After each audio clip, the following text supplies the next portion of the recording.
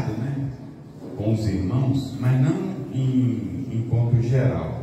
Eu já compartilhei no meu grupo caseiro, já usei esse texto algumas vezes, e a última vez que eu falei sobre esse tema foi lá em Venda Nova, a última vez que eu estive lá agora recente, acho que tem um mês, talvez mais ou menos um mês, e eu queria compartilhar com os irmãos o texto de Ageu. Ageu está aí pertinho, se você olhar de trás para frente, antes de Mateus, você vai encontrar Malaquias, depois Zacarias, depois Ageu, fazendo o contrário, né? E como é um livro bem curto, nós vamos ler ele todo no decorrer da palavra, né? Eu não vou fazer uma leitura agora dele todo, mas no decorrer daquilo que eu gostaria de compartilhar nessa manhã com a igreja, eu vou ler desse livro. Então eu gostaria que os irmãos mantivessem o livro aberto. Eu vou fazer algumas citações de outros textos. Se você não quiser desmarcar aí o livro de Ageu, o Cláudio vai me ajudar, vai pegar o microfone ali quando eu citar alguns textos. O Cláudio vai ler para mim, para agilizar e a gente ganhar assim, um pouco de tempo nesse sentido, né? Vamos orar mais uma vez, né? Senhor, nós agradecemos mais uma vez a bondade e a graça do Senhor de estarmos reunidos nessa manhã, nesse dia. Muito obrigado pela vida dos meus irmãos, pela igreja, pelo privilégio, Senhor, e a alegria de poder estar aqui mais uma vez. Receba nosso culto, nossa adoração ao Senhor, que só o Senhor é digno de toda a honra e de toda a glória. Abençoe em nome de Jesus, que a palavra do Senhor possa ser viva e eficaz nessa manhã nas nossas vidas. Pedir pela tua graça, pois dependendo dela, oramos em nome de Jesus. Amém. E Jeremias está dentro do contexto no pré-exílio, né?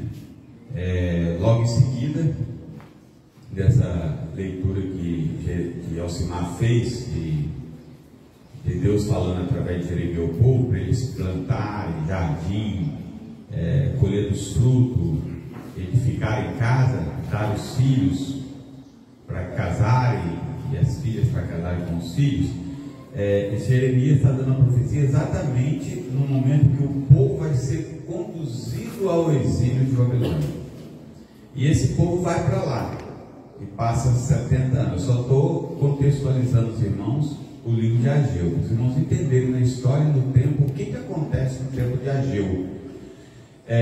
Então, depois que Jeremias profetiza, o povo vai para a Babilônia, fica 70 anos em cativeiro lá.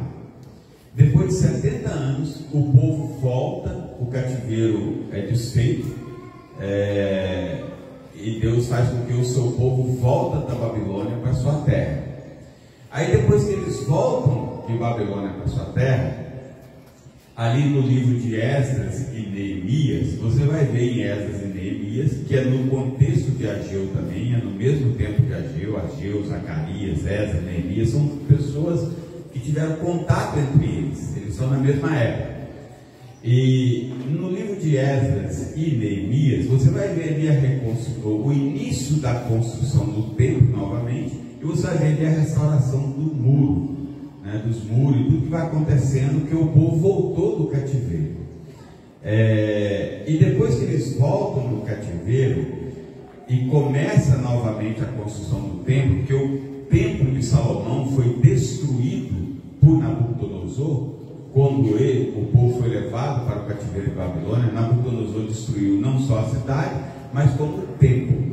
Então o templo, ele começa a ser construído no tempo de Esdras e no tempo de Neemias. Eles fazem a fundação, começam a construir o templo, e depois param de construir o templo. Eles param de construir o templo, e essa obra fica abandonada aproximadamente 15 anos de abandono, né? Aí nesses 15 anos de abandono da obra, Deus levanta Ageu. Ageu foi o primeiro profeta que se manifestou, né, assim que voltaram do exílio. A primeira profecia que Deus dá, assim que voltaram do exílio, acontece com o profeta Ageu.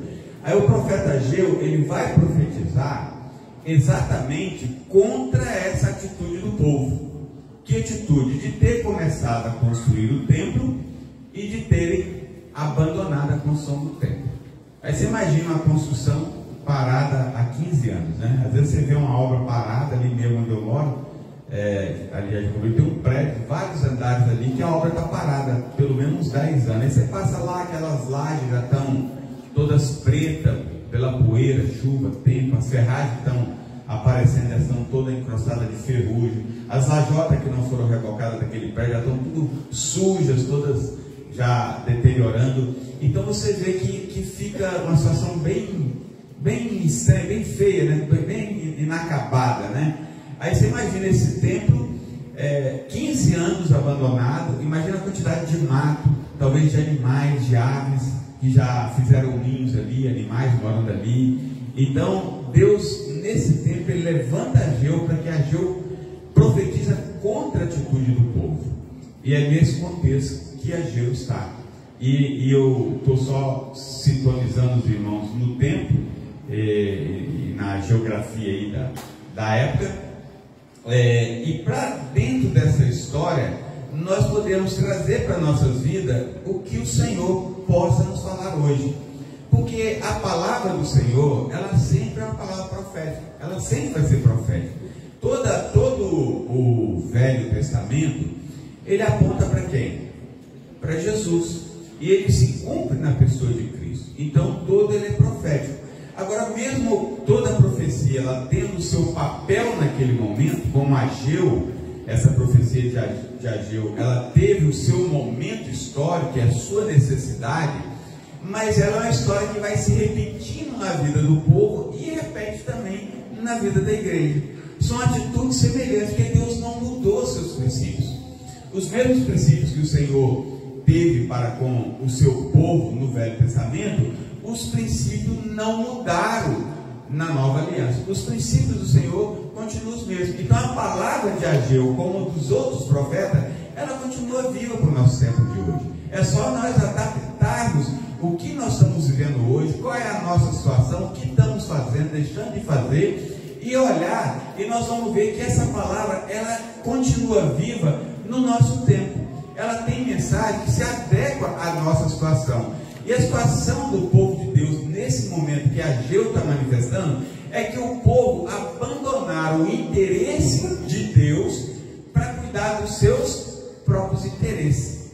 E muitas vezes nós cometemos os mesmos erros. Quantas vezes nós deixamos os interesses do Senhor, deixamos as coisas que se importam do reino de Deus em função das coisas de nossa vida. E é isso que Deus está tratando aqui. E Deus vai fazer esse acerto com o povo em função do povo ter deixado de fazer as coisas do Senhor em função das suas próprias coisas. Então Deus está chamando através do profeta Ageu a um despertamento. Então hoje a minha palavra para os irmãos, que é uma palavra para mim também, para todos nós, isso nos inclui todos, é que nós sejamos despertados pelo Senhor, para que o Senhor faça em nós um despertamento, para que venha tirar o engano do nosso coração, dos nossos olhos, para que a gente possa entender as coisas enganosas que ocupam o nosso coração e nós enxergarmos o quão distante ainda estamos de cumprir com a vontade do Senhor. Mas vamos ao texto então, nós vamos discorrer. Eu não vou me prender aqui a nenhuma homilética, né? Tem aí pastores, me sinto muito à vontade, né? Por estar junto aos irmãos, e nós não precisamos nos preocupar com essas coisas, né? É como se fosse um grande grupo caseiro, né? Assim como a gente compartilha a palavra no grupo caseiro à vontade, quando eu estou com a igreja, eu me sinto muito à vontade com os irmãos, como se fosse um grande grupo caseiro, e a gente poder estar discorrendo das escrituras. Mas a palavra começa assim: no segundo ano do rei Dario, no 6º mês, no primeiro dia do mês, veio a palavra do Senhor por intermédio do profeta Ageu a Zorobabel, filho de Salatiel, governador de Judá, e a Josué, filho de Josadaque, o sumo sacerdote, dizendo: Assim fala o Senhor dos Exércitos: esse povo não veio ainda o tempo em que a casa do Senhor deve ser edificada. Quem é Zorobabel? Zorobabel, ele é o governador. Zorobabel é o governador que está agora governando ali em Jerusalém. O povo volta e Zorobabel é colocado como governador.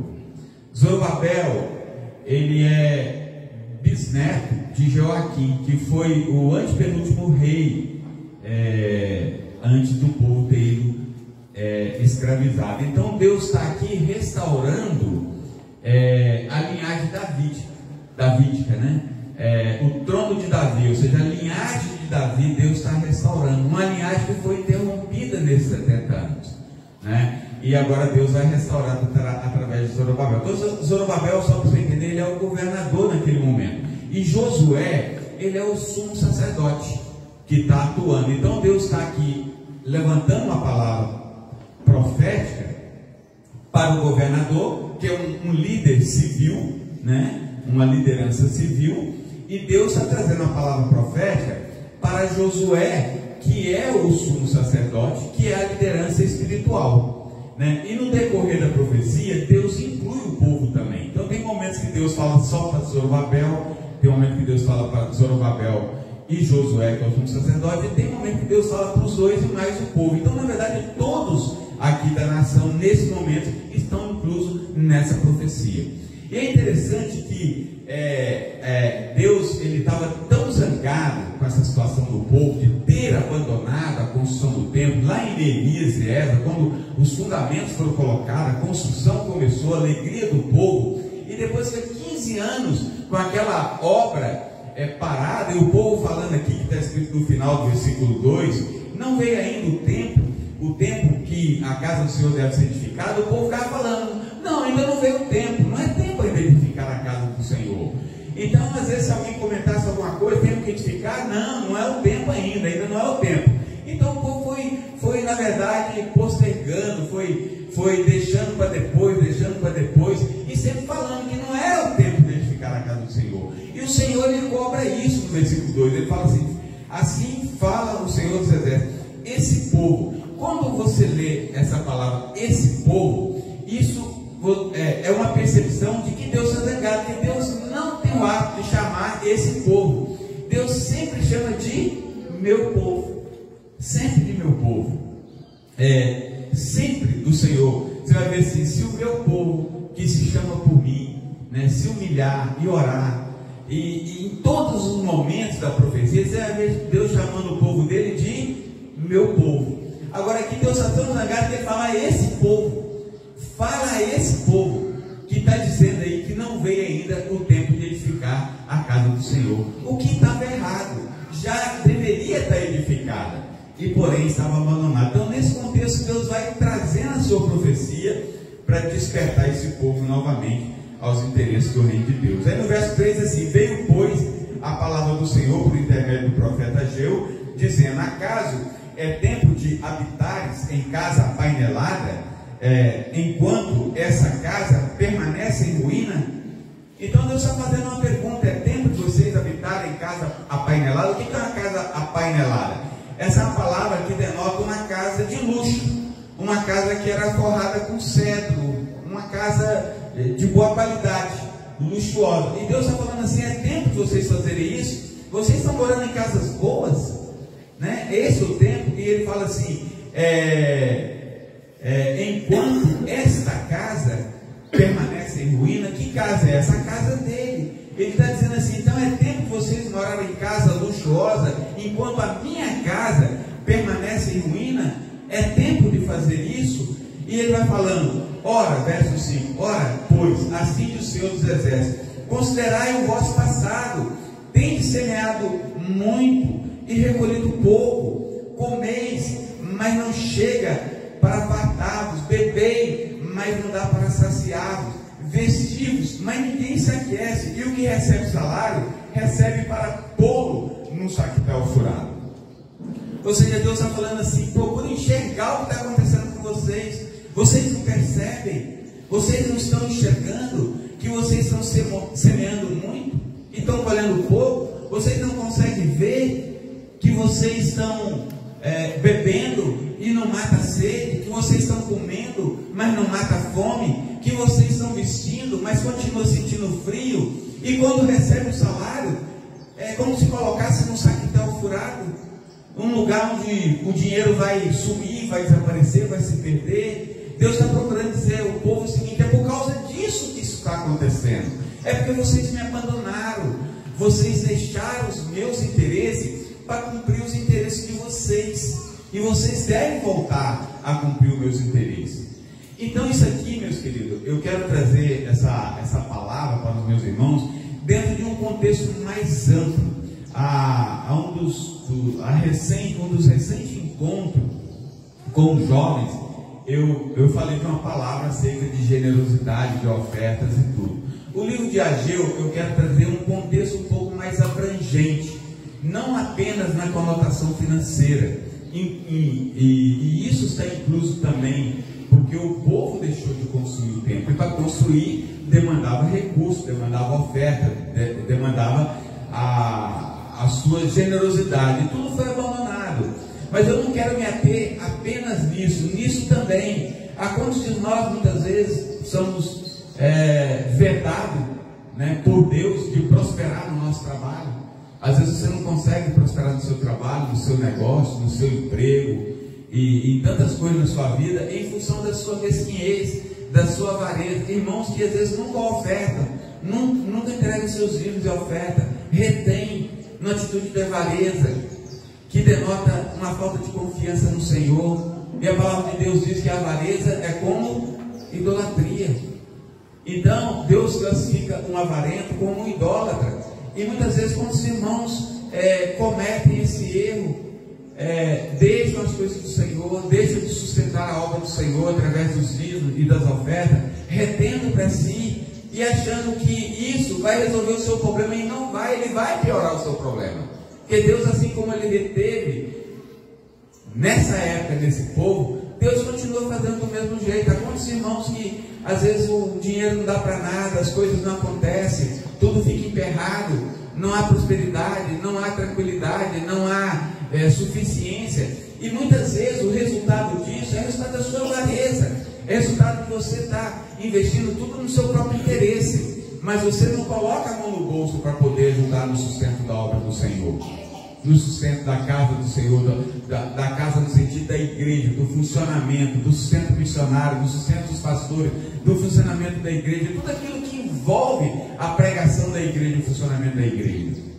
E muitas vezes é resultado da sua avareza. Mas eu não quero falar só desse aspecto.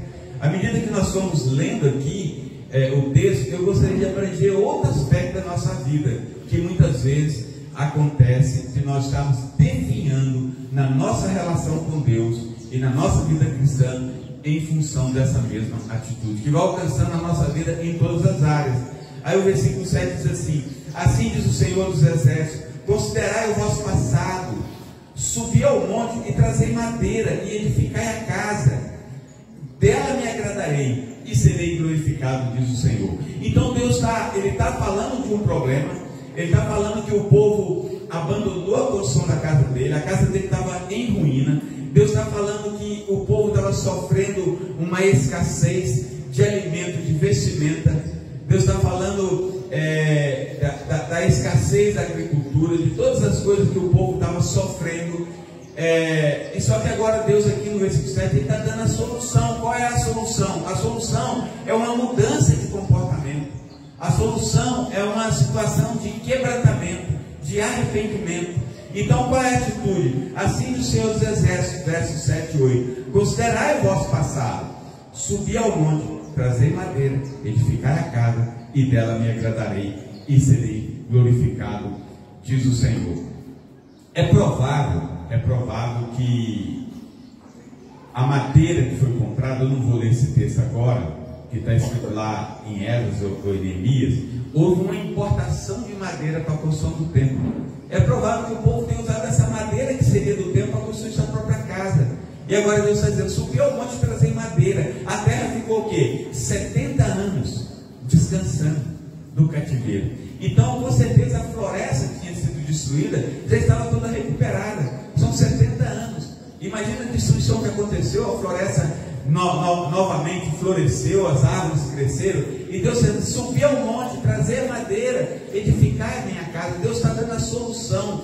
Eu creio, amado, que Deus quer de nós uma mudança de comportamento nas nossas atitudes, em todas as áreas da nossa vida, tanto a financeira, no tocante aos dízimos, às ofertas, como Deus quer que nós mudamos o nosso comportamento na nossa vida, do nosso relacionamento com o Senhor. Quantos de nós temos negligenciado as reuniões da igreja? Irmãos que às vezes porque choveu, não vai no encontro caseiro, estou com uma febrezinha, estou com uma gripe, estou cansado do meu trabalho, aí não vem numa reunião geral, não vai no encontro caseiro, não vai no encontro de jovem, não se relaciona com os irmãos que às vezes por tão pouco ficam negligenciando elementos que a igreja promove para a comunhão dos santos, para a edificação, para a oração, para a leitura da palavra, para a aprendizagem. E às vezes por tão poucos irmãos vão negligenciando por outros valores e não absorve os valores do reino de Cristo. Eu não estou dizendo aqui que nós vamos ficar engessados e que o reino de Deus são reuniões, não é isso. Mas as reuniões da igreja, elas são bíblicas. Paulo fala, ele cita: não deixei de congregar como é costume de alguns. Então a reunião, acho que é Paulo, é Hebreus? Não, se é Hebreus então não pode ser Paulo, porque eu achava que fosse a carta de Paulo. Se é Hebreus, nós não sabemos quem falou. É porque eu não lembrava que o texto era em Hebreus, mas em Hebreus fala, né? O escritor de Hebreus fala assim: não deixai de congregar como é costume de alguns. Então a congregação, ela começou desde o princípio da igreja. Quando Jesus aparece a primeira vez depois da sua ressurreição, os irmãos estavam congregados, estavam reunindo. Quantas vezes Paulo cita reuniões da igreja nas casas? Então, meus amados, todo esse conjunto de funcionamento da igreja faz parte do reino de Cristo na nossa vida. Ela é um elemento, é como se fosse um quebra-cabeça e cada pecinha fosse um elemento. Então, muitos irmãos vão deixando essas coisas para depois, né? Aí depois o verso 9 em diante fala assim: esperaste muito, e eis que veio ser pouco. Então Deus vai mostrando que Ele estava punindo o povo, Deus estava corrigindo o povo, trazendo uma disciplina sobre o povo, e o povo ainda não tinha entendido que isso era resultado de uma disciplina. Então, meus irmãos, não duvide, a disciplina vai vir, ela sempre vem, né? Se a disciplina não vier na sua vida, então você não é filho, porque todo filho Deus disciplina. E graças a Deus, quando Ele nos disciplina, porque se Ele nos disciplina, isso significa que somos filhos, mas seremos disciplinados. Então, por que, se eu sou filho, eu vou esperar ser disciplinado? Não é melhor escapar da disciplina pela obediência? Eu acho muito mais inteligente, né? Muito mais inteligente nós evitarmos a disciplina em função da nossa obediência. Então, por que eu vou ser disciplinado? Por que eu vou experimentar a Deus, provar a disciplina do Senhor, se eu posso evitar isso através da obediência? Só que o povo não tinha enxergado que ele estava sendo disciplinado. Aí Deus disse assim, dentro da disciplina que ele está falando: esperaste muito, e eis que veio ser pouco. E esse pouco, quando trouxeste para casa, eu com assopro o dissipei. Então, ou seja, a pessoa foi na sua lavoura esperando que era muito, é pouco. Aí esse pouco que ele leva para casa, Deus fala: quando você leva para casa, eu com assopro dissipo. Vocês não vai sobrar nada, eu estou disciplinando. Será que vocês não conseguem compreender que a minha disciplina é em função da negligência de vocês, da desobediência de vocês? E ele fala assim: por quê? Diz o Senhor dos Exércitos: por causa da minha casa, que permanece em ruína, ao passo que cada um de vós corre por causa de sua própria casa. Ou seja, pessoas que abandonaram os interesses de Deus em função dos seus interesses, e Deus está aqui disciplinando. E não vai ser diferente conosco, meus amados. Se nós não ficarmos atentos em buscarmos os interesses do Senhor em primeiro lugar, o Senhor vai trazer disciplina sobre a nossa vida. Aí o verso 10 diz assim: por isso, o céu sobre vós retém o seu orvalho, e a terra os seus frutos. Fiz ir a seca sobre a terra e sobre os montes, sobre o cereal, sobre o vinho, sobre o azeite, sobre o que a terra produz, como também sobre os homens, sobre os animais e sobre todo o trabalho das mãos. Eu queria ler mais um texto de Joel. Você pode permanecer Ageu, Joel 1, 18 a 20. Cláudio vai ler para a gente. Joel 1, 18 a 20.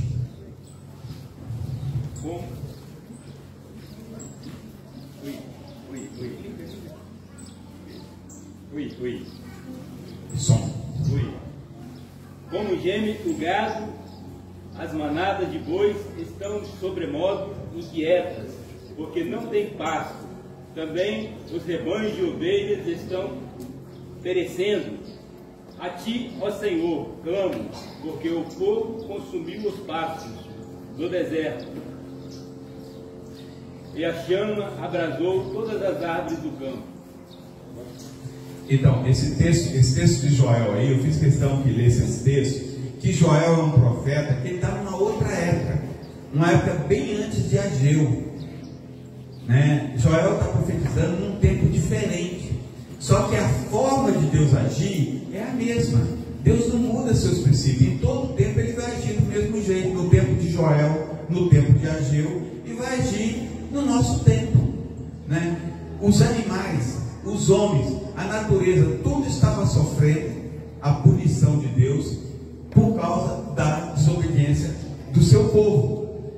Sigamos aqui. Então, verso 12: Então Zorobabel, filho de Salatiel, e Josué, filho de Josadac, ou seja, o governador e o sumo sacerdote, né? E o resto do povo atenderam a voz do Senhor, seu Deus, as palavras do profeta Ageu, as quais o Senhor, seu Deus, tinha mandado dizer, e o povo temeu diante do Senhor. Então Ageu, o enviado do Senhor, falou ao povo segundo a mensagem do Senhor, dizendo: Eu sou convosco, diz o Senhor.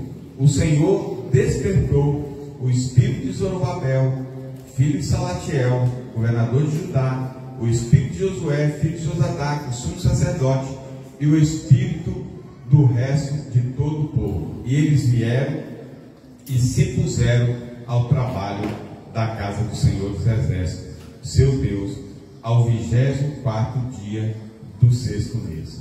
Meus amados, aqui nós vemos um despertamento de Deus em função da obediência do povo. O povo ouviu a voz do profeta. Se você calcular, a profecia, ela começa no primeiro dia.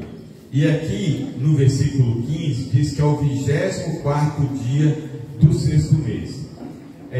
Nós vemos que em 23 dias após a profecia, o povo já estava quebrantado. O povo estava, obrigadinho, Rogério. O povo já estava quebrantado, o povo tinha ouvido a voz do Senhor em 23 dias após a pregação do profeta. Meus amados, eu creio que o Senhor quer despertar o nosso espírito. O Senhor despertou o espírito de Zorobabel, de Josué e do resto do povo. Eu fico pensando assim, o quanto nós necessitamos e precisamos de clamar ao Senhor para que o Senhor desperte o nosso espírito, para que nosso espírito despertado, nós possamos enxergar a situação que nós encontramos. Esse povo conseguiu enxergar a situação porque Deus despertou o espírito deles. Então, no que Deus desperta o espírito, tanto do governador, do sumo sacerdote, de todo o povo viu a situação que eles estavam, e o povo então voltou à construção da casa. Ele diz assim, ao 24º dia do 6º mês, e eles voltaram, e o Senhor falou que Ele estaria convosco. O Senhor faz uma promessa de que o Senhor estaria com ele. Meus amados, Deus estará conosco se nós nos despertarmos e nos envolvermos na sua obra, em todos os aspectos da vida, financeiro, da proclamação do Evangelho, da oração, da leitura da palavra, da comunhão com os santos, do serviço aos santos, de tudo aquilo que compõe a nossa vida cristã. O Senhor estará conosco, Ele vai operar conosco, mas nós precisamos pedir ao Senhor que o Senhor desperte nosso espírito. Meu querido, eu creio que o Senhor quer trazer um despertamento em nosso meio. Mas nós não temos que esperar aquele despertamento como se ficássemos sentados e aguardando cair do céu, fogo do céu. O Senhor quer fazer um despertamento dentro de nós. Ele começa dentro de mim, começa dentro de você, com a mudança da sua vida. Você não tem que esperar ver uma igreja avivada. Você tem que clamar ao Senhor que Ele desperte o seu espírito, que Ele avive você. E você sendo avivado, e outro sendo avivado, e outro sendo avivado, nós seremos uma igreja avivada, uma igreja poderosa, uma igreja que prega o Evangelho, uma igreja que sirva uma ao outro, uma igreja que ama, uma igreja que vai crescer na graça do Senhor e na pregação do Evangelho e da edificação. O Senhor quer trazer em nós um despertamento. Ele despertou o espírito de todo o povo. Precisamos clamar ao Senhor por um despertamento. Tem um texto em Efésios 5,14. Leia, Cláudio, Efésios 5, verso 14. Eu creio que está escrito aí: desperta tu que dorme, né? Levanta-te entre os mortos, não é isso? Pelo que diz, desperta, ó tu que dormes, levanta-te dentre os mortos, e Cristo te iluminará. Então, desperta, ó tu que dormes, levanta de entre os mortos, e Cristo te iluminará. Meus amados, existem pessoas, não estou dizendo que tem pessoas no nosso meio assim, mas o texto ali que Paulo, agora posso falar Paulo, né? Que Paulo fala aos Efésios, Paulo está falando de pessoas que já estão mortas. Fala assim: desperta, ó tu que dorme, e levanta de entre os mortos. Ou seja, o nosso afastamento do Senhor, o abandono das coisas do Senhor, dos interesses das coisas do Senhor, pode nos levar à morte espiritual. Aqui, no contexto que Paulo está falando aos Efésios, já existia aqueles que não tinham nem como ser despertado mais. Já não havia chance de ser despertado, porque já estavam mortos. E Paulo fala: desperta, ó tu que dorme, e levanta-te entre os mortos. Porque os mortos não tem como serem avivados, não tem como serem levantados, já estão mortos.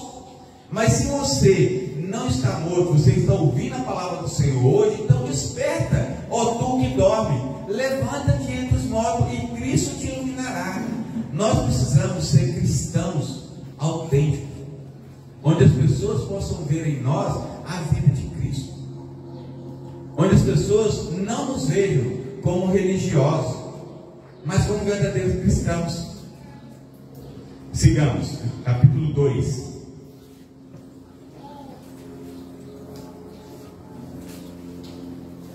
No segundo ano do rei Dario, no 7º mês, no 21º do mês, veio a palavra do Senhor por intermédio do profeta Ageu, dizendo: fala agora a Zorobabel, filho de Salatiel, governador de Judá, e a Josué, filho de Josadaque, o sumo sacerdote, e ao resto do povo: quem dentre vós que tenha sobrevivido contemplou essa casa na sua primeira glória? Deus está fazendo uma pergunta. Quem dentre vós que tenha sobrevivido, que contemplou essa casa na sua primeira glória? A pergunta de Deus é o seguinte: quem de vós que sobreviveu e que conheceu o templo de Salomão, o templo que foi construído de Salomão, e agora você sobreviveu, está vendo a casa sendo construída agora? Como você vê? Essa é a pergunta. Como você vê agora? Deus está fazendo uma pergunta. Porque o que acontece? O povo foi levado ao cativeiro, dentro daquele texto que Alcimar leu de Jeremias. Ali o povo ia ser levado ao cativeiro. O povo foi para o cativeiro. Então, quando o povo volta, havia muitos idosos que sobreviveram e que conheceram o templo de Salomão em toda a sua glória, a majestade daquele templo, a grandeza daquele templo, a glória daquele templo. E Deus está perguntando: você que conheceu aquele primeiro templo e toda a glória dele e que sobreviveu, como é que você está vendo agora? Porque eles foram para a Babilônia, ficaram 70 anos, voltaram, e o templo tinha sido destruído. Agora estão construindo um templo.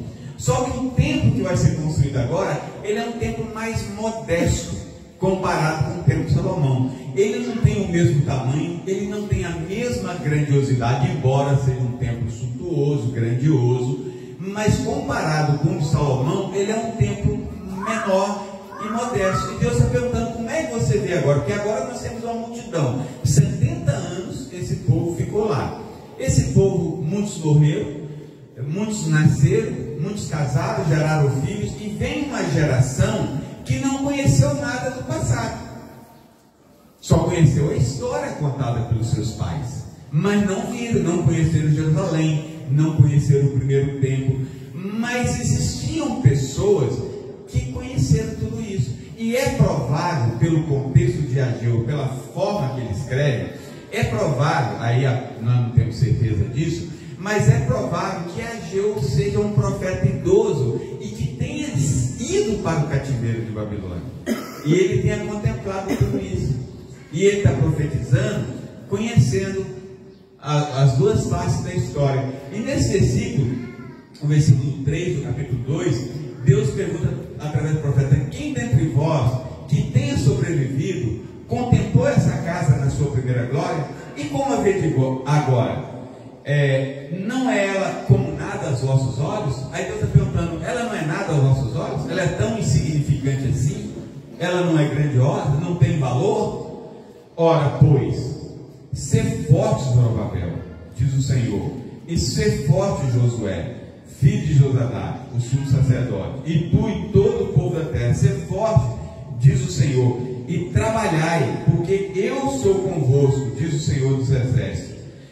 Quando o profeta fala aqui, porque eu sou convosco, e vai falando ser forte, isso me faz lembrar quando Josué, lá companheiro de Moisés, né, que sucedeu a Moisés, né, que conduziu o povo a atravessar o Rio Jordão e possuir a terra. O que Deus fala várias vezes para Josué?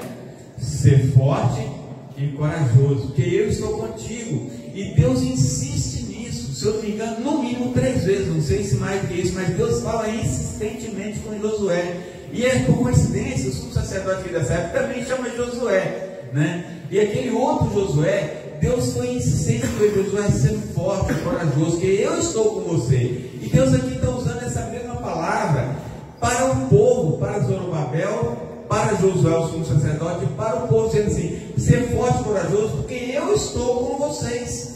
Eu estou com vocês, né? Segunda palavra, verso 5, segunda palavra da aliança que fiz convosco quando saíste do Egito. O meu espírito habita no meio de vós, não temais. Então, assim como o Espírito de Deus habitava quando Deus tirou o povo do Egito no deserto, Deus está dizendo: meu Espírito habita no meio de vós. Então, ser forte. O povo tomou uma decisão, e Deus agora está dando uma palavra de encorajamento. Deus está, diante desse despertamento do povo, Deus está dando agora um encorajamento para que esse povo se esforçasse. Por que esse encorajamento? Porque havia muita oposição, né? Uma das coisas que levou o povo a abandonar a construção do templo foi a oposição das nações vizinhas, que pressionaram, que bateram contra. Se você for dar uma lida em Esdras e Neemias, você vai ver essa luta que aconteceu ali. Mas só que não foi só isso, o povo também aproveitou da situação e deixaram as coisas para lá, e foram cuidar dos seus interesses. Então a negligência e a desobediência do povo permaneceu, e Deus está dizendo: pode enfrentar todas as dificuldades, elas existem sim, as oposições estão aí sim, vocês sofreram oposições, mas eu estou com vocês. Meus amados, as oposições estão cada dia mais perto da igreja do Senhor. Cada dia que passa, nós vamos vendo um cenário de oposição. Não é verdade? Tudo que nós estamos vendo hoje, não só no Brasil, mas no mundo, está sendo orquestrado, está sendo montado um quebra-cabeça de toda a oposição contra a igreja. Mas o Senhor quer que nós avancemos. O Senhor quer que nós nos mantemos em pé. A oposição vai sempre existir, mas Deus está dizendo: ser forte, corajoso, eu estou com vocês. Pode construir o templo, as nações vão reagir, eles vão batalhar, eles vão vir contra, mas eu estou com vocês, ser forte.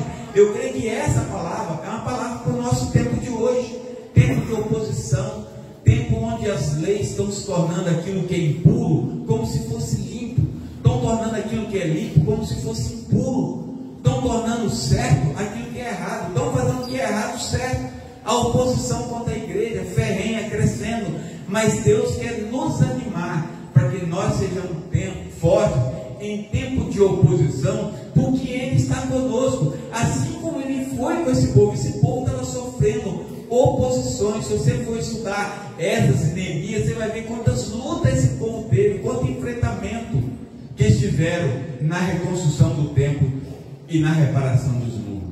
Mas Deus está falando, ser forte. Eu creio, meus amados, que o Senhor está trazendo essa palavra para que nós sejamos fortes e corajosos e confiantes no Senhor em tempo de oposição.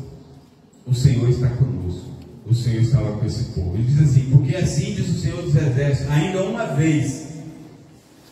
vez, dentro em pouco, farei abalar o céu, a terra, o mar e a terra seca. Que o profeta já faz uma menção da volta de Jesus, né? Se nós ficarmos atentos em Hebreus 12, 26, esse é o único texto de Ageu que é citado no Novo Testamento.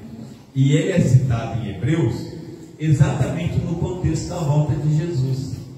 Hebreus registra esse versículo 6 de Ageu, falando do tempo da volta de Jesus. Pode ler, Cláudio, Hebreus 12, 26.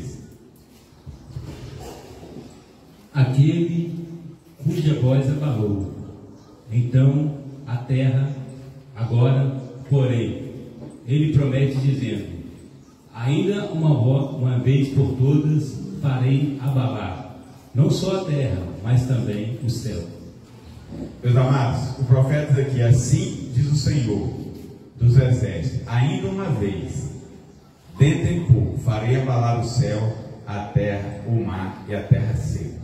Meus queridos, o Senhor, Ele nunca perdeu o controle de nada, absolutamente. A igreja do Senhor vai seguir o seu curso. Esse mundo maligno, com seus valores malignos, vai seguir o seu curso. As profecias, elas vão se cumprir, ponto a ponto, sempre se cumpriram e vão cumprir. Mas o Senhor está no controle de tudo. O Senhor fará abalar os céus e a terra, e Ele vai cumprir a sua promessa. E Ele diz, Jesus fala lá em Mateus, que quando essas coisas estiverem acontecendo, qual é a nossa atitude? Vocês correm desesperados, vão chorar. Não, Ele diz: exultai, porque a vossa redenção está próxima. Meus amados, nós vamos colocar o nosso coração numa nova terra, num novo lar. Por que a grande apostasia vai acontecer? Porque grande parte do que se diz cristãos, da cristandade, pode ler, Carlos, Lucas 21, pode 28. Ora, ao começar essas coisas a suceder, exultai, erguei as vossas cabeças, porque a vossa redenção se aproxima. Então, erguei as vossas cabeças, exultai, porque a vossa redenção se aproxima. Meus amados, se nós não tivermos o nosso coração nas coisas eternas, essas coisas que estão acontecendo podem nos sucumbir, podem nos derrotar, podem nos desanimar, nos desesperar. Mas se o nosso coração estiver naquilo que é eterno, essas coisas trarão sofrimento, sim, angústia, sim, mas vai trazer uma exultação no nosso coração, sabendo que a nossa redenção está próxima, né?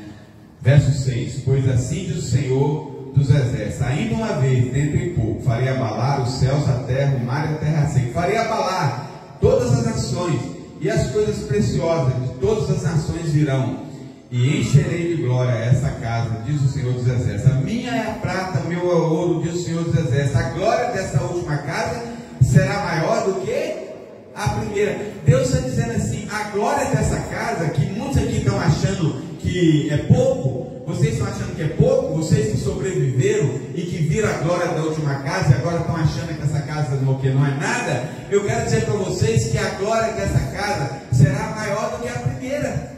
Será maior do que a primeira. Eu não quero entrar aqui num aspecto profético, porque isso é um aspecto muito discutido, embora eu já estudei um pouquinho cada ponto de vista. Mas eu não quero me ater nisso. Mas eu vou falar pelo menos 3 pontos de vista, não defendendo nenhum deles e nem criticando nenhum deles, só para os irmãos conhecerem. Alguns pensam que essa casa, a glória dela se tornou maior do que a primeira, quando Herodes o Grande, aquele que perseguiu Jesus quando neném, querendo matar Jesus, que ele teve com os magos, Herodes, ele fez uma reconstrução do templo. Esse templo que foi construído aqui no tempo de Ageu, que depois dessa profecia, 4 anos depois que Ageu profetizou, o templo foi construído, foi concluída a construção do templo. E interessante que nós não temos nenhum registro na Escritura que mostra a glória de Deus descendo sobre esse templo, porque no templo de Salomão, a glória de Deus desceu e ela foi visível. As nuvens cobriram, a glória de Deus cobriu, e o povo contemplou a glória de Deus descendo no templo de Salomão. Mas na construção desse templo, nós não temos nenhum registro mostrando que a glória de Deus desceu. Mas Deus está dizendo, a glória dessa casa será maior do que aquela glória da primeira casa. Alguns pensam que quando Herodes construiu, e Herodes um pouco antes de Jesus, algumas décadas, poucas décadas antes, Herodes ele fez uma reforma naquele tempo, uma reconstrução, e aquele tempo passou até a ser conhecido como Templo de Herodes, que é esse templo aqui do Templo de Ageu, porém reconstruído no Templo de Herodes. E esse Templo de Herodes, se você for estudar na história e ver as medidas dele, tudo que foi feito nele em detalhes, você vai ver que ele ficou muito mais suntuoso ainda que o Templo de Salomão. Ele ficou mais alto, ele ficou maior, ele ficou mais imponente. Alguns pensam que essa glória pode ser o cumprimento disso. Alguns teólogos não creem nisso. Alguns defendem esse ponto de vista. Outro ponto de vista que alguns teólogos defendem é que a glória desse templo se tornou maior porque Jesus habitou nesse templo. Jesus esteve nesse templo. E nós sabemos que Jesus, com 12 anos, esqueceram dele lá em Jerusalém. Quando os pais foram buscar, ele estava onde? No templo, discutindo com os doutores da lei as coisas das Escrituras. Jesus estava ali. E Jesus, no seu ministério, e Jesus, quando neném, foi apresentado no templo. E Jesus, com certeza, quantas vezes José e Maria foram em Jerusalém adorar ao Senhor naquele tempo? E Jesus, com certeza, menino, 2 anos, 3 anos, 4 anos, 5 anos, Jesus foi muitas vezes naquele tempo. E depois nós vemos Jesus várias vezes no templo, ensinando, pregando, momentos zangados, que ele expulsa todo mundo, chicoteia, derruba as mesas. Então alguns defendem que a glória desse templo foi maior porque o Deus encarnado esteve nesse templo. Mas alguns creem que não é. E alguns defendem uma ideia de Ezequiel, de um tempo quando Jesus estabeleceu o seu reino milenar. Eu não quero entrar em detalhes, mas uma coisa é certa: a glória dessa casa, Deus disse que ela será maior do que a primeira. Ou seja, Deus está mostrando para o povo: se empenhe no meu trabalho, faça o que eu estou fazendo, porque a obra é minha, ela pertence a mim. O tamanho dela sou eu que defino, não são a forma como vocês veem. Meus amados, eu creio que nós podemos ter surpresa no céu de pessoas que às vezes foram alcançadas por uma atitude sua que você nunca vai reconhecer aqui na terra. Às vezes fruto que você vai descobrir no céu, uma vida que foi ganha pela sua atitude, que você às vezes não sabe. Às vezes um dia que você pregou o evangelho para um desconhecido dentro de um ônibus, no ponto de ônibus, na sala de escola, pessoa que você serviu, um vizinho, um desconhecido, e que você às vezes plantou, veio um outro, regou, Deus deu crescimento, você não tomou conhecimento, e um dia você vai contemplar os frutos, porque Deus é grandioso para fazer muito maior aquilo que os nossos olhos não conseguem ver. Porque esse povo não conseguia ver a majestade da glória desse templo, principalmente os que sobreviveram e viram o templo anterior. Então, aos olhos dele, a coisa ficou menor. A coisa não está tão grandiosa assim. Será que Deus diminuiu? Não é o mesmo Deus poderoso como era para fazer um templo daquele? Deus está dizendo: não, faça a minha obra, ser forte, corajoso, eu estou com vocês. E a glória dessa casa, ela vai ser muito maior do que a primeira. Meus amados, palavra, o Senhor é poderoso para fazer muito mais do que pedimos ou pensamos. Precisamos confiar no Senhor, nos empenhar na sua obra, sejamos generosos, seja financeiramente, seja na assistência, na hospedagem, no cuidado aos santos, no serviço, no amor, em tudo aquilo que envolve a nossa vida cristã. Eu creio que Deus quer nos despertar para uma vida mais santa, nos afastando de tudo aquilo que não é dele. Versículo 10, capítulo 2. No 24º dia do mês 9, no 2º ano de Dario, veio a palavra do Senhor por intermédio do profeta Ageu, dizendo: assim diz o Senhor dos exércitos, pergunta agora ao sacerdote a respeito da lei. Ou seja, quem entendia de lei melhor que o sacerdote? O sacerdote é o que mais entendia de lei. E Deus está falando para o profeta: pergunta agora ao sacerdote a respeito da lei. Os sacerdotes eram homens muito bem entendidos da lei. Pergunta a eles: se alguém levar carne santa na orla da sua veste, e ela vier a tocar no pão, ou no cozinhado, ou no vinho, ou no azeite, ou em qualquer outro mantimento, ficará isso santificado? Responderam o sacerdote: não.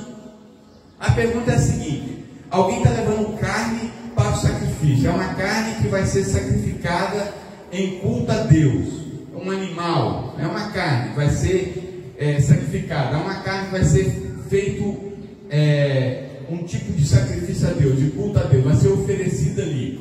Aí essa carne é uma carne santa. Aí que está perguntando o seguinte: se essa carne tocar em algum objeto, esse objeto vai ficar santificado porque a carne santa esbarrou nele? O sacerdote disse: não, não vai ficar santificado. Aí Deus faz uma outra pergunta. Então perguntou a Ageu, verso 3: então perguntou a Ageu: se alguém que tinha tornado impuro pelo contato com um corpo morto tocar em alguma dessas coisas, ficará ela imunda? Responderam o sacerdote: ficará imunda. Agora é outra pergunta.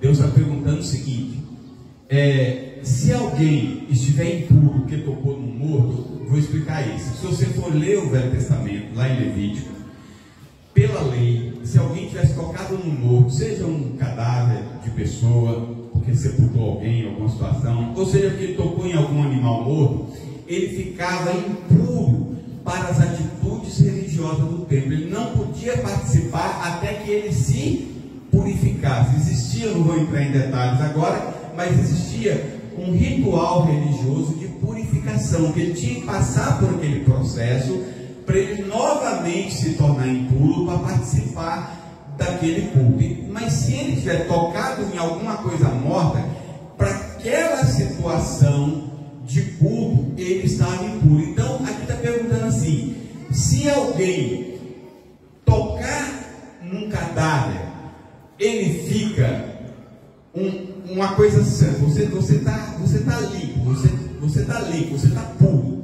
Mas você sendo puro, você está puro, você toca num corpo morto, você fica imundo? A resposta é sim. Imagina que eu estivesse aqui com, sei lá, com Covid, com tuberculose, com qualquer coisa. Aí Cláudio está aqui cheio de saúde, né? Saúde sobrando. Aí eu chego aqui: Cláudio, dá um abraço aqui, fica pertinho de mim, porque eu estou com tuberculose aqui, Covid, e a sua saúde vai me contaminar e eu vou ficar saudável. Isso vai acontecer? O que vai acontecer com o Cláudio é que ele vai ficar tuberculoso com Covid. Ao contrário, é o que está dizendo aqui: se uma coisa santa toca no objeto, isso não fica santo. Mas se você, sendo santo, toca numa coisa impura, você fica impuro. O que o profeta está dizendo é o seguinte: a desobediência de vocês está transformando todo o culto de vocês em imundícia. Deus não está recebendo o culto de vocês. A desobediência de vocês é como um cadáver. Tudo que vocês fazem se torna imundo. Tudo. É como se fosse um cadáver no meio de vocês. A desobediência de vocês é como se fosse um cadáver no meio de vocês. Tudo que vocês fazem para mim é imundo. Ele diz assim, verso 14: então prosseguiu Ageu: assim é esse povo e assim é essa nação perante mim, diz o Senhor, assim é toda a obra das suas mãos. O que ali oferece, tudo é imundo. Meus amados, não adianta nada estarmos cultuando ao Senhor. Deus está falando aqui no contexto de culto daquela época. O povo levava mantimento, o povo levava as ofertas, os novilhos, os carneiros para ser sacrificados, fazer os seus cultos. E Deus está dizendo: esse culto é imundo, porque vocês são desobedientes. Então o Senhor também não recebe o nosso culto quando nós estamos em desobediência. Não adianta, meus queridos, vocês estarem aqui cantando ao Senhor, cantando tantos cânticos preciosos que exaltam o Senhor, a grandeza de Deus, a bondade dele, a glória dele, a dignidade dele, e nós louvamos em bom som. Mas se estivermos desobedientes, Deus não está ouvindo nada do que nós estamos cantando. Se estamos aqui na atitude de culto e estamos desobedientes, Deus não está aceitando o seu culto. Deus não aceita o nosso culto. A desobediência é como um cadáver que contamina tudo. O culto não presta. Assim como alguém contaminado porque tocava num cadáver não podia cultuar o Senhor, o Senhor está dizendo: essa desobediência torna imundo o culto que vocês estão me prestando. Meus amados, há quantas coisas que nos tornam imundo? Há quantas coisas? Por isso que eu estou dizendo, eu queria trazer hoje assim uma palavra um pouco mais abrangente, não falar aqui só de oferta, mas de todo o contexto que a palavra de Ageu traz para nós hoje. Paulo fala em Coríntios, Paulo fala de pecados da carne e de pecado do espírito. Gálatas, eu estou confundindo todo mundo aqui. Ainda bem que tem Cláudio aqui do meu lado. Gálatas, então leia aí, Cláudio.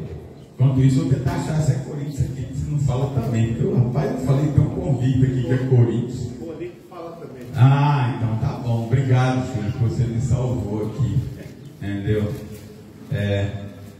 Você me salvou. Pode ler, Cláudio.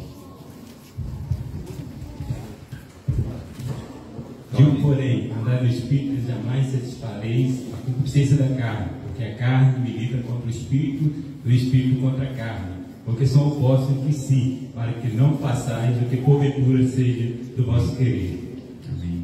E o texto que eu citei é 2 Coríntios 7, versículo 1, fala assim, mas foi bom Cláudio ter colocado esse texto, eu estava citando 2 Coríntios 7, 1, diz assim: tendo, pois, ó amados, tais promessas, purificamos de toda impureza, tanto da carne como do Espírito, aperfeiçoando a nossa santidade no temor de Deus. Meus amados, nós temos pecado na carne, pecado no Espírito.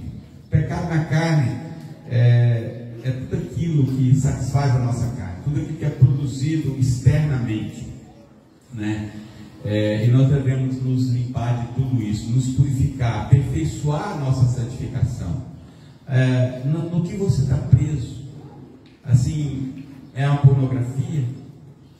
Você está preso na avareza do seu dinheiro? Você está preso na maledicência? Na desobediência aos pais? Na insubmissão ao marido? Na falta de amor com a esposa, na falta do cuidado na casa, nos interesses do Senhor? O que está na sua carne que está produzindo desobediência a Deus? O que está no seu espírito?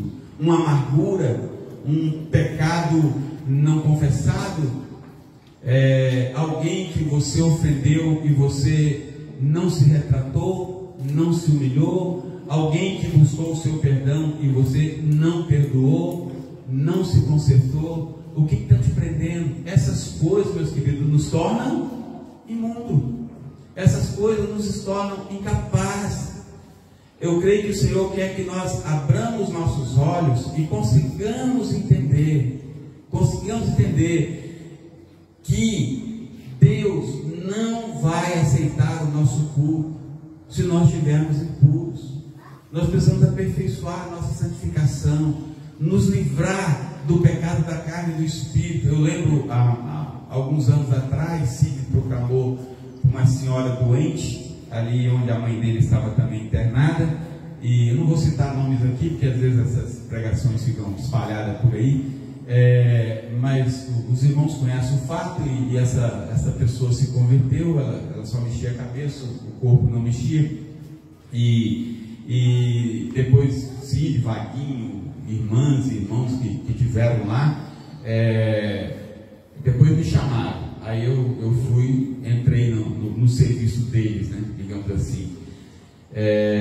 E a partir dali eu comecei a participar da proclamação também junto com eles, aquilo que eles já haviam iniciado a fazer. E essa pessoa se converteu ao Senhor. E interessante, dois pontos que eu queria salientar nesse exemplo aí da vida dessa pessoa. Ela se converteu ao Senhor e foi impressionante assim, a convicção que ela teve da sua conversão, que ela contou para mim, e naturalmente para os irmãos também que esteve com ela, da vida promíscua que ela levou. Ela não casou, ela era solteira, deveria ter com 60 anos de idade, não sei, 60 e poucos. Ela não casou, mas ela falou que viveu uma vida promíscua, uma vida de libertinagem. E teve um dia que ela falou assim, com tanta alegria conosco, né? Ela falou assim: Jesus fez um milagre na minha vida. Jesus fez um milagre. Eu era uma galinha e Jesus me transformou numa ovelha. Então ela usou essa expressão para identificar a vida promíscua que ela levava, que foi ela que disse, não fomos nós. Ela falou: Jesus me transformou, agora eu sou uma ovelha, né? E ela expressava um grande desejo de casar, de ser curada, sair dali e de casar. Pois bem, o primeiro ponto que eu queria salientar aí é o aspecto dessa operação que Deus fez na vida dessa pessoa, assim, de uma mudança assim 100%, né? E o outro que passava-se um tempo, depois vou voltar no outro ponto dessa história, passou-se um tempo, ela saiu daquele local, a situação dela de saúde foi piorando, nós batizamos ela, fizemos um culto lá onde ela estava internada, Vaguinho, Cid, alguns irmãos fomos lá, fizemos um culto ali. Ela não tinha condição de ser batizada da forma tradicional, então os médicos colocaram um colete nela, amarrou ela assim de forma que ela pudesse ficar sentada numa cadeira de roda, e nós levamos ela para o pátio, fizemos um culto de adoração a Deus, e ali nós batizamos ela sentada naquela cadeira, né? Depois a situação dela piorou e ela foi transferida para o hospital ali na Serra, e eu fui lá fazer uma visita a ela. Quando eu cheguei, a atendente ali do hospital falou que eu não podia entrar, porque ela não tinha condição de receber visita. Perguntou o que eu era dela. Eu falei: eu sou o pastor dela. Aí eu usei a carteira de pastor, digamos assim, né? Não fico me identificando assim, não gosto. Mas aí eu falei: eu sou o pastor dela. Ah, não, se eu sou o pastor dela, para um momentinho então, aguarda aí. Eu aguardei, ela ligou, ela falou assim: a médica que está lá, ela pediu para o senhor aguardar e ela vai permitir que o senhor entre. Eu fiquei lá uns 20 minutos, meia hora, não me lembro o tempo necessário para eles prepararem ela. Aí quando eu subi, entrei, a médica me chamou no particular e falou, eu me apresentei, sou Carla, sou o pastor dela. Eu falei: sou. Ela falou assim: o senhor pode entrar, visitar, ela está lá, está toda entubada, mas ela não vai ouvir o senhor em nada, e nem vai lhe responder em nada, e dessa noite ela não passa, ela não vai sobreviver além dessa noite. E realmente naquela noite ela partiu. Aí no dia seguinte nós somos um grupo de irmãos na cidade, a 130 km daqui onde ela foi sepultada, e nós fizemos um culto fúnebre dela e sepultamos ela. Aí eu lembrei do desejo de casar que ela tinha. Eu pensei: agora ela está com o seu noivo. Aleluia! Aleluia! Ela estava com o noivo dela, o desejo de um casamento. Mas por que eu estou puxando essa história? O ponto principal que eu queria, não é isso que eu contei ainda, é que a irmã dela, que mora numa cidade a 220, 230 quilômetros daqui, que era responsável por ela lá, eu fui mantendo um contato com a irmã dela, que eu precisava de autorização para fazer o batismo, toda aqui tinha um protocolo, porque tinha alguém responsável e ela era incapaz, alguém tinha que responder. E essa pessoa era de uma denominação tradicional, uma igreja que a gente chama de igreja reformada tradicional, né? Bem tradicional. E ela foi conversando comigo, ela era cristã, o marido dela também, e nós somos assim, de vez em quando conversando ao telefone. Aí tem uma vez que eu fui falar da conversão dela, antes do batismo, ela falou: Carlos, eu não sei, eu tenho dúvida dessa conversão. Eu falei: mas por quê? Ela falou: porque ela muitas vezes ela não diz coisa com coisa. Ela pode estar falando coisa coisas que não tem nada a ver. Aí eu não sabia o que responder, eu não conhecia ela tanto assim, foi tudo muito rápido. Aí eu contei algumas coisas que ela contou para mim, coisas particulares da vida dela, da relação familiar dela, da vida promíscua dela, da relação dela com os familiares. Aí eu comecei a contar, o que ela disse para mim foi isso, ela está arrependida disso, ela está restaurando disso, que ela está se convertendo por isso. Ela falou, não, então Deus está fazendo alguma coisa, porque isso que ela está falando é verdade, tudo que ela te contou, ela está lúcida nisso aí. Então ela estava lúcida mesmo. Eu falei, então tá, então nós vamos batizar. Aí ela autorizou o batismo, fizemos o batismo. Aí o ponto que toca, que eu queria trazer para hoje aqui, dessa história, que tem a ver com as escrituras, é que quando ela se converteu e foi batizada, as duas estavam em inimizades, tanto ela como a irmã dela, que mora a 200 e poucos quilômetros, que estava sendo responsável por ela. Ela estava numa situação de inimizade, coisas não resolvidas no relacionamento, raízes de amargura uma com a outra, não resolvidas. E essa mulher que mora a 200 e poucos quilômetros, que é de uma igreja tradicional, evangélica, ela já tinha muito tempo que não conseguia andar direito, porque as pernas dela tinham um problema que não estava dando jeito, os médicos não deram jeito. Ela falou assim, cara, eu ando de bengala. E assim que a irmã dela se converteu, nós batizamos, elas se perdoaram mutuamente. E ela disse para mim, Carla, assim que nós nos perdoamos, eu passei a andar, eu abandonei a bengala. Isso é obra de Deus, não sou eu que estou dizendo, é a irmã dela que me falou. Ela falou, Deus operou no meu coração e no meu físico. Eu não ando mais de bengala, eu estou curada. Então, amados, eu creio que o Senhor quer trazer a nós um coração puro. Há quantos irmãos emperrados por causa de relacionamento, porque está chateado com o irmão, está chateado com a irmã, porque me magoou. É verdade, magoou sim, e às vezes você tem razão, às vezes você está coberto de razão. Você vai fazer o quê? Você vai permanecer imundo?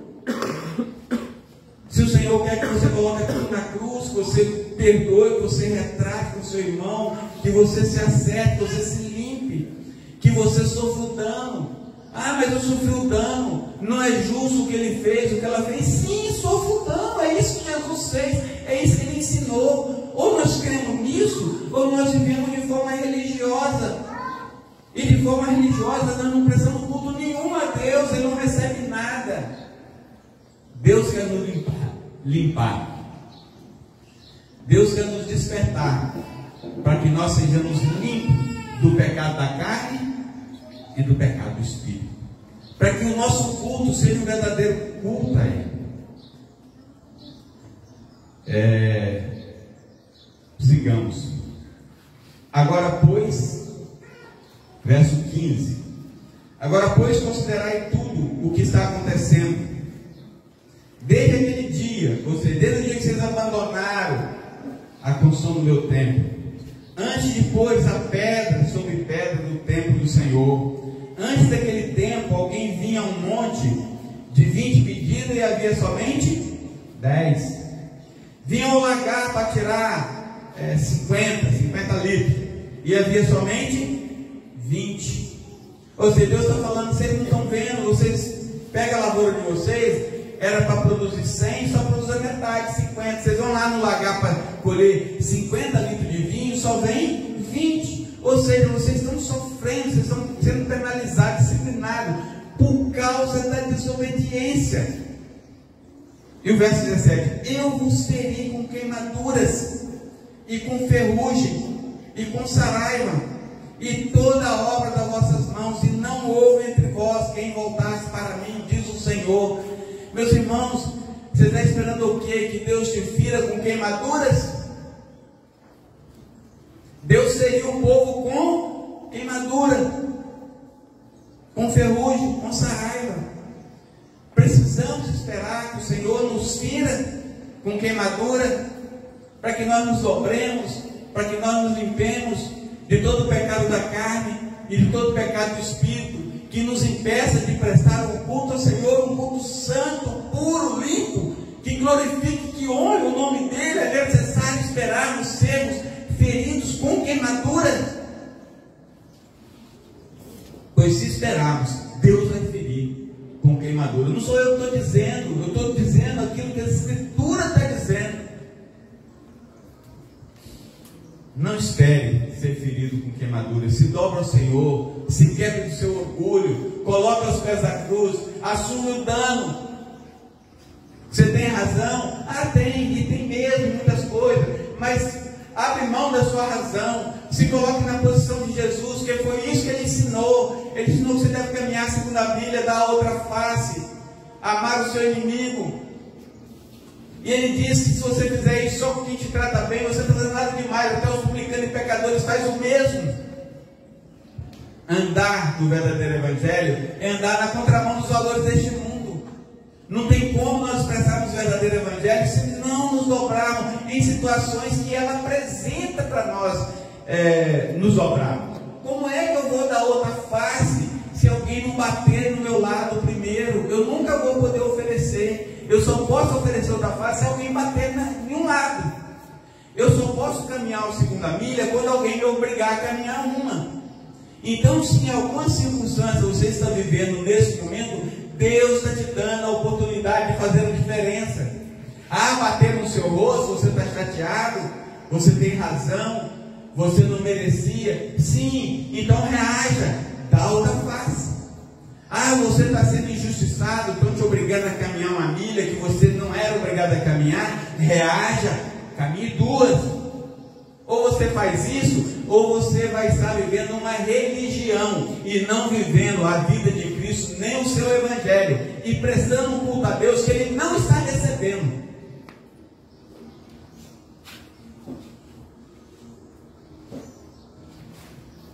Considerai, verso 18, considerai, eu vos rogo, desde esse dia em diante, desde os 4 dias do mês 9, desde o dia em que se fundou o templo do Senhor, considerai nessas coisas, já não há semente do celeiro. Além disso, a videira, a figueira, a romeira, a oliveira não tem dado seu fruto.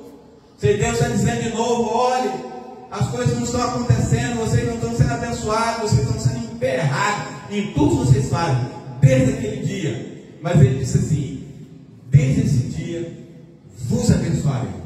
O Deus está dizendo agora sim, agora vocês se quebrantaram, se arrependeram, vão botar a mão na massa, vão fazer o meu tempo. Agora, a partir de agora, eu te abençoarei. Você quer ser abençoado? Mude a sua postura, se quebra do seu orgulho, se quebra da sua impureza, seja pornografia, seja a avareza, seja a falta de interesse com as coisas da igreja, seja com a maledicência, todo o pecado da carne, do espírito. Tome a posição, mude de rumo, faça diferente, viva o Evangelho de Jesus, e Deus vai te abençoar, porque Ele diz, a partir desse dia, eu os abençoarei. Diz no verso 19, já não há semente no celeiro, além disso a videira, a figueira, a romeira, a oliveira, não tem dado seu fruto, mas desde esse dia eu os abençoarei. Ou seja, eu vou mudar a história da sua vida em função da sua obediência.